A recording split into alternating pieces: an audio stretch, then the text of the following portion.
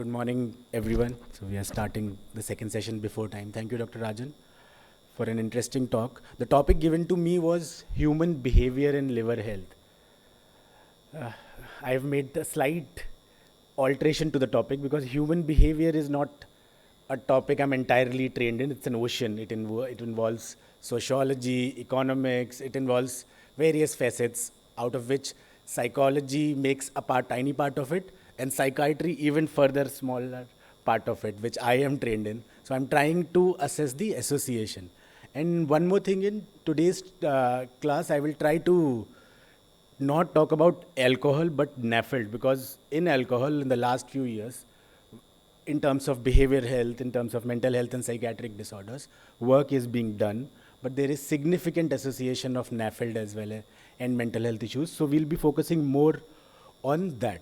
So starting with that, this will be the outline where we'll talk about the crosstalk, which is still a nascent area, brain dysfunction, something that we already know in liver diseases, mental health and liver diseases, where we'll focus on NAFLD and behavior, and what is the impact of treatment of mental health conditions on liver, and the ILBS work that we have done.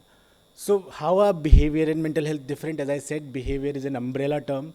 It includes habits, lifestyle, social interactions, cultural practices. It involves the entire person, in a person in entirety, in its mental, spiritual, and physical self. While mental health is just a fractional part of overall human being, like which is how psychological state affects your overall well-being.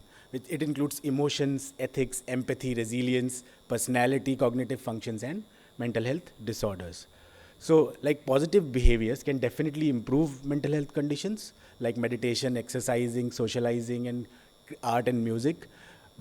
But mental health disorders can lead to behavioral health disorders. So, two important examples which are related to liver are alcohol and food, both of which can lead to different types of complications liver wise. So, liver brain crosstalk, I think this is the topic I read the most, and I found that this is the least amount of work done. And interorgan crosstalk, which contributes to systemic metabolic homeostasis. The liver and brain, as key metabolic organs, have their unique dialogue to transmit metabolic message. We already know that the liver plays a central metabolic role, but it is also an endocrine organ which uses hepatokines that transmit metals to brain as well as other parts. There are neural pathways that, particularly the hypothalamic nuclei and autonomic systems connection, that can modulate the bilateral metabolic interplay. No wonder that between brain and liver, so many of the disorders share a common etiology or a common progression. Like people who have structural liver disease, in their acute presentations will lead to hepatic encephalopathy, but when it becomes chronic, there is acquired hepatocerebral degeneration, AHCD. Not only that, in the etiopathogenesis of dementias, it has been seen that reduced clearance of A beta protein can also lead to faster progression of dementia or early presentation of dementia in people who are predisposed. So another important aspect is the feeding behavior. Feeding behavior, when specifically, as I said, is related to two things: food intake and reward. Although it includes hormones such as peptide YY, cholecystokinin, and ghrelin, I am less aware of these things. But sucrose-induced dopamine released in the nucleus accumbens is observed following glucose administration in portal vein, but not when it is done in right jugular vein. So, portal vein liver brain stem axis, rather than systemic glucose levels, contributes to the reward system.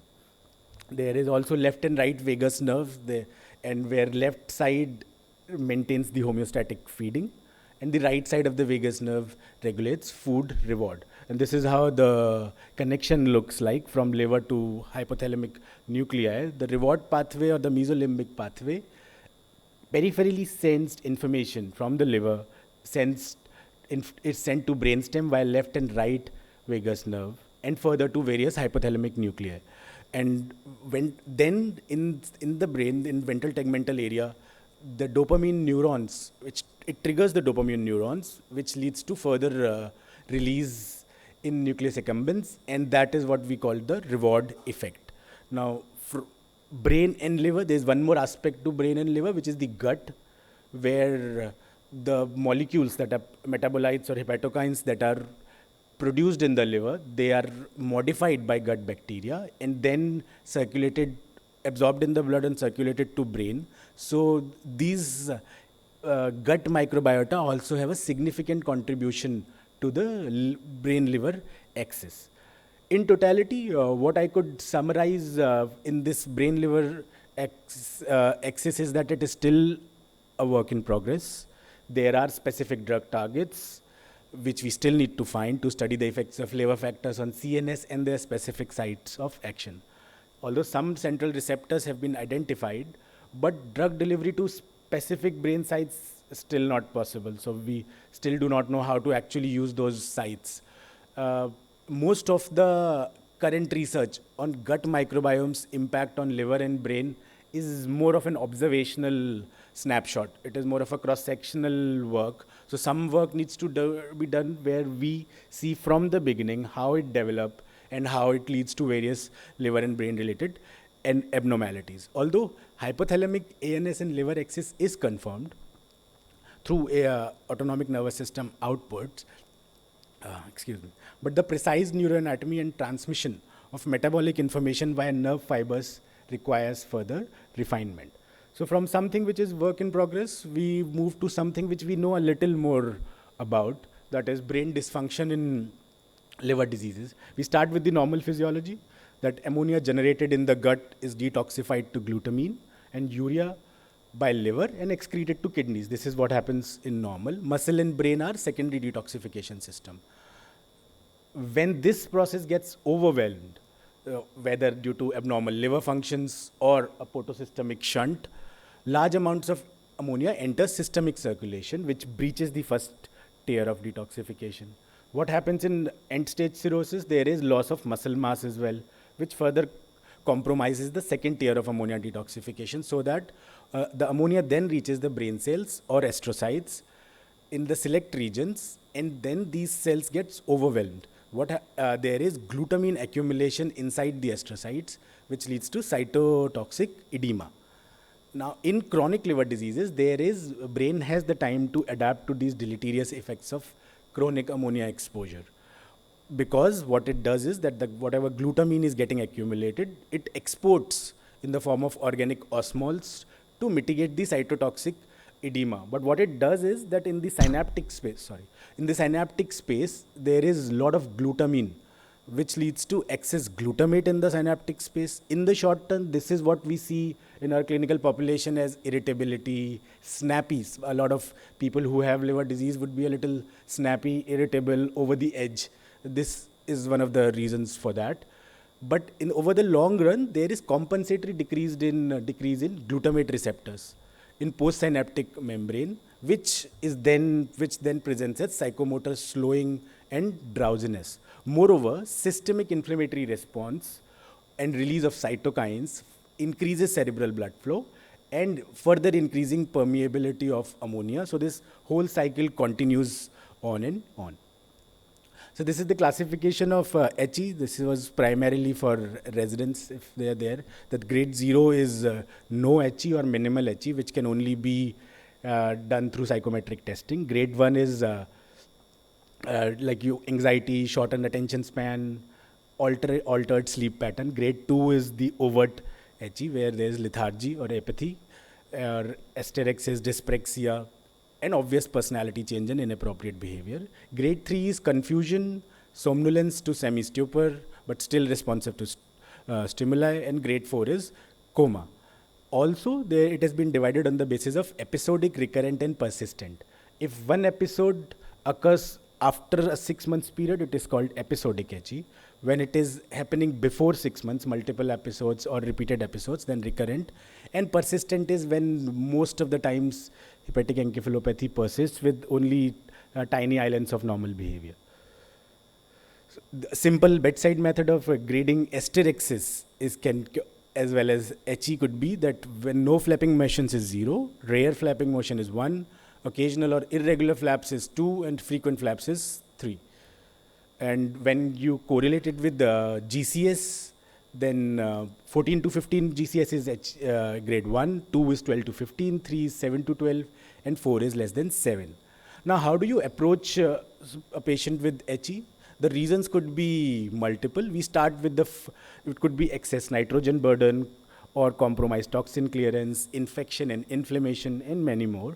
We start with excess nitrogen burden, which could be because of GI bleed, blood transfusions, constipation, excess dietary protein, protein catabolism and starvation and insulin resistance, photosystemic shunting. In terms of compromised toxin clearance, it could be dehydration, diuretic use, excessive diuretic use, acute kidney injury, hepatorenal syndrome, hypotension due to bleeding or systemic vasodilation, or abdominal compartment syndrome due to severe ascites. In infection, it could be SBP, viral or autoimmune encephalitis, meningitis, HIV, and pancreatitis. Then is the compromised neurotransmission and metabolism, use of benzodiazepine, coinciding alcohol withdrawal, psychoactive drug use in excess or prolonged, or some specific agents that are related, hypoglycemia, hypoxemia, hypercarbia, or thyroid dysfunction, all can lead to HE. There can be metabolic abnormalities, including wernicase, metronidazole-induced central pontine myelinosis, brainstem strokes, and seizure disorder. So all of this was just a clinical approach to HE and what we know about hepatic encephalopathy. From brain, let's move a little lower, a little inside, as we say. Now let's move to mental health and liver. As I said in the beginning, that I'll be focusing more on NAFLD for the purpose of this talk. So this is the amount of overlap that exists between NAFLD and psychiatric disorders. The overlap is extensive, as they say, that like all comorbidities of psychiatric disorders are comorbidities of NAFLD as well. So there is a constant interplay or need for an integrated approach. So what happens when we talk about specific behavior problems? In NAFLD patient, it was found, this is a large study where they found that 64% patients surpassed the criteria for having a personality disorder. And an interesting finding was that these are patients who had good cognitive restraint as compared to their non-NAFLD counterparts, that they knew that they need to stop. But despite that, they were more likely to exhibit uncontrolled eating, which is a problem. So there was a disconnect between knowing the right behavior and performing the adequate behavioral adjustment. This is their tables that they give, that in terms of personality disorders, NAFLD patients had higher mean scores than both NAFLD and healthy controls. And uncontrolled eating was higher in NAFLD patients, despite the fact, as I said, cognitive restraint was also higher. Resilience, another psychological factor which can impact liver disease, recently studied, last 2-3 years, work has been going on in this aspect, that how psychological trait, which is resilience, which is defined as one's ability to recover quickly from difficulties, how does it impact functional aspects of cirrhosis? So what they found with a study of cross-sectional study of 300 participants in cirrhosis patients who were awaiting liver transplant was that higher resilience is associated with older age, lower levels of anxiety and depression, high liver frailty and sarcopenia, and better treatment adherence. So people who have high resilience have better outcomes overall. In people who had lower resilience, there were poor outcomes and inability to adhere to adequate exercise and nutrition. Another study, large biobank data from 5 lakh individual, which they observed, they were free from NAFLD at baseline, and a median follow-up of 9 years was done. That they found that the lower NAFLD risk, higher physical activity is associated with lower NAFLD risk. Sedentary behavior is an independent predictor for NAFLD, particularly in those who are genetically predisposed. And in terms of sleep, both short and long sleep duration were linked to a higher risk of NAFLD. In fact, they also gave a correlation with high genetic risk score, that there is increased likelihood in those who have high genetic risk score, but the risk was modulated by lifestyle factors.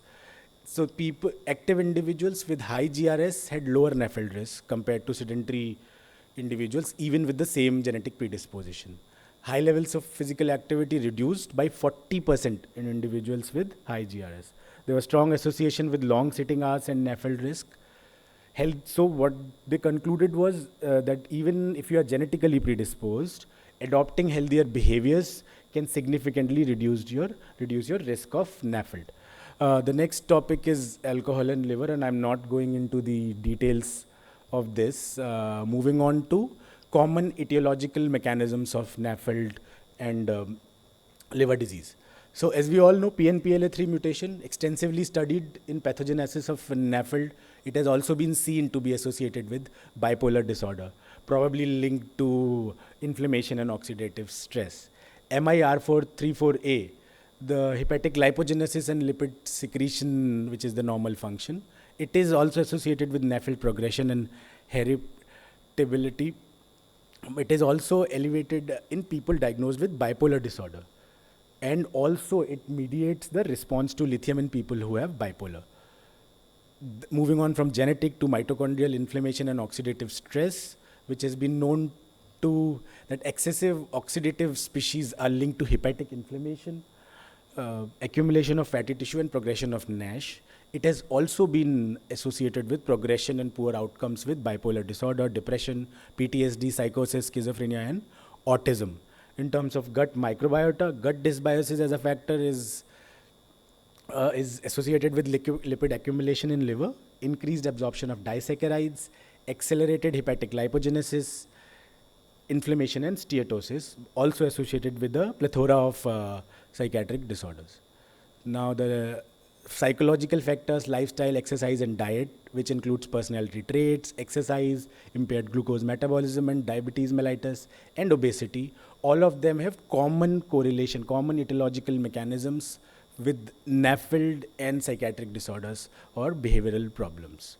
Now, when we move to psychiatric disorders, their treatment and liver, if we go etiology-wise, maximum work has been done in hepatitis C by its chronic nature and probably because of the long survival with recent treatments. That rates of depression and anxiety go from 22 to 63%. These rates have been from sample size of 67 to more than 1,74,000. So 22 to 63%. In some studies, it has been up to 63%, which is extremely high.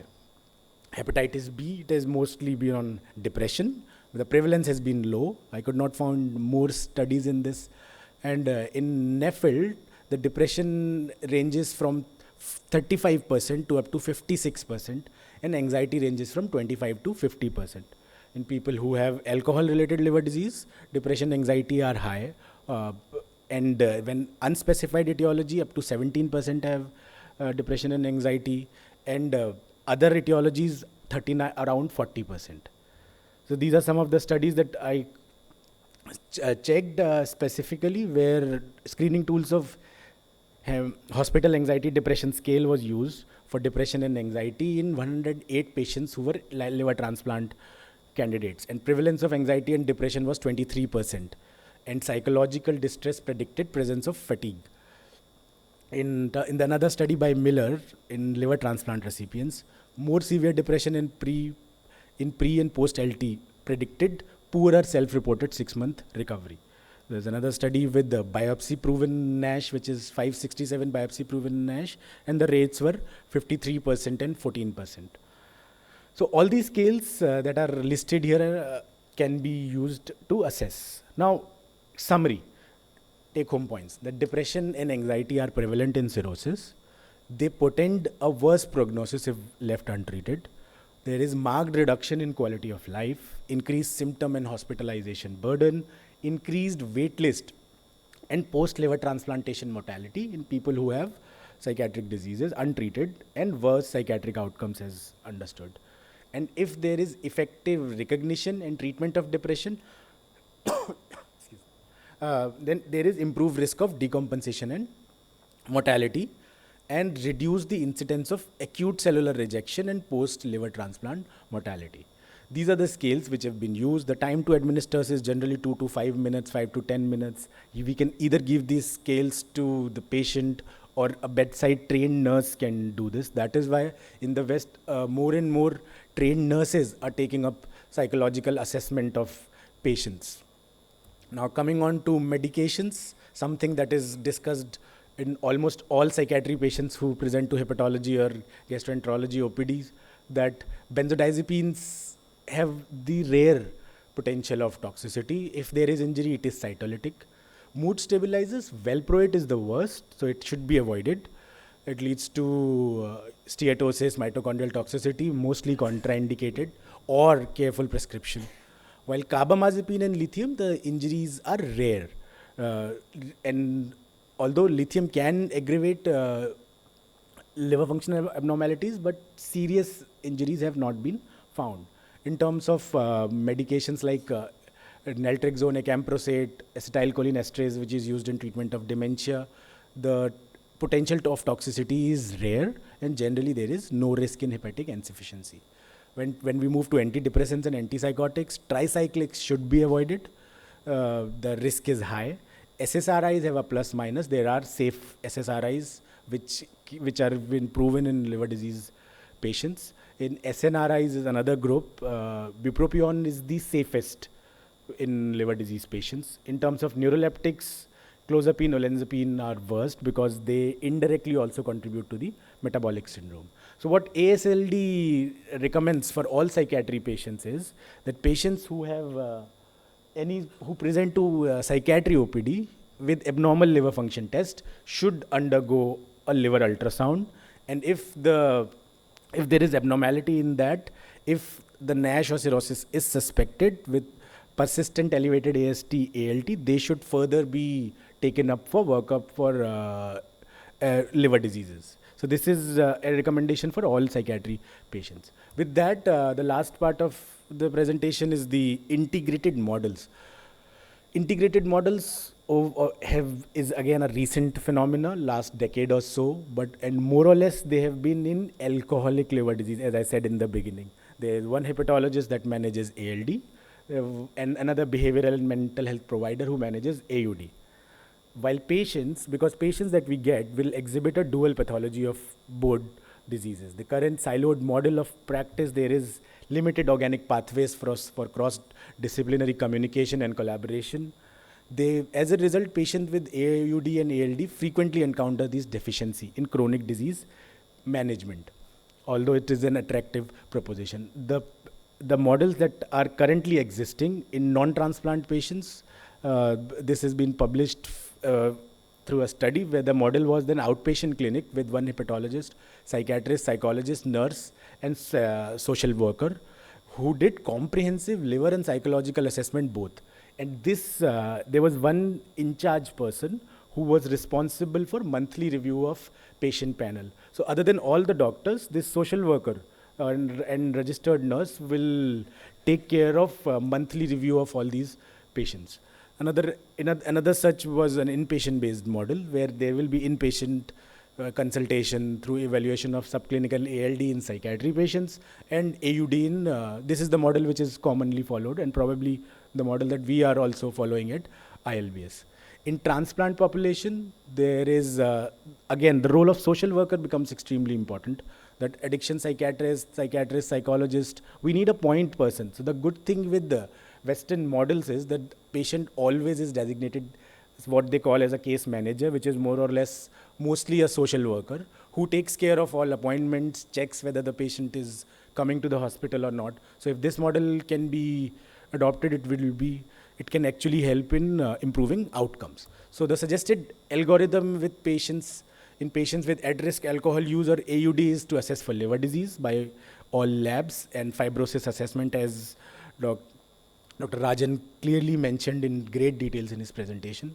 And patients who have chronic liver disease should be assessed. All patients should be assessed for alcohol use and disorders by initially screening by audit C or a single question assessment or diagnostic test in terms of full audit and DSM-5. And if there is suspected ALD and AUD, it should be referred to the integrated team. Now, a little work that we have done in human behavior and liver diseases is we did a study on resilience and liver diseases and a study on factors for continued alcohol use over liver diseases. So when we checked, this was a cross-sectional study, 110 patients, OPD basis, we found that the quartile distribution was equal in all quartiles. So the scores, the resilience scores were equally distributed across quartiles.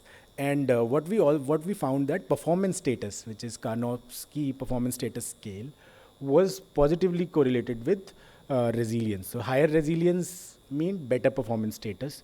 An interesting finding that emerged was that higher resilience meant lower meld sodium and meld sodium and CTP scores. So there was significant correlation of resilience and severity of liver disease, but this is needed to be done on a longitudinal basis. When we did a study on a survey, OPD-based survey on more than 307,089 patients, consecutive patients with alcohol-associated liver disease, with a mean age of 43 years and a mean MELD of 20 towards the severe side, the most common reasons for continued use was stress coping as a reason for using alcohol. The second was interesting, that they unidentified or unknown. So this is a territory where a lot of work can be done. An interesting finding was that 80% of people which we saw in the OPD had the last drink within 2 months. And even more surprisingly, 28% were not aware that some amount of alcohol should not be consumed on top of liver disease. With that, I will end my presentation. Thank you for your attention.